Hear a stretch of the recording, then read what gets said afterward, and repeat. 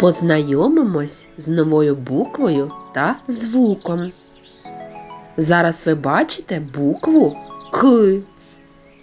Звук К приголосний. Перешкода утворюється глибоко в горлі задньою стінкою язичка. Ми з вами вирушаємо в гості до бабусі Клари. Буква К її улюблена, тому що її ім'я починається на цей звук – Клара. Мешкає бабуся в селі і тримає велике господарство. В неї є корова. Починається на звук К це слово. Коза має перший звук К. Курка. К курка.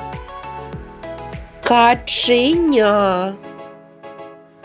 Ще у Клари живе рижий котик. Восени бабуся зібрала багатий врожай овочів. Капусту. Кабачки. Також у неї вродила квасоля та кріп. У бабусі Клари є улюблена онука. Дівчинці також дуже подобається буква К, тому що звати її Катруся. Ось яку гарну букву К дівчинка зробила з квітів. Є в неї братик Кирилко. Його ім'я також починається на звук К. Хлопчик дуже любить бавитися із своїм котиком та грати на комп'ютері. Він любить читати свою абетку. Які слова ми там побачимо на звук К? Книга.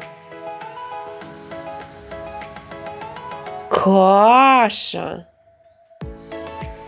Корона. Веселий клоун. Комар. Мешканець океанів кит. Кит. Та краб також починається на звук К. Спробуйте, узявши 3 палички, викласти букву К на столі. Добре запам'ятайте звук та букву К. А бабусі Кларі ми дякуємо за те, що ми дізнались багато цікавого. І прощаємось до нових зустрічей. До побачення!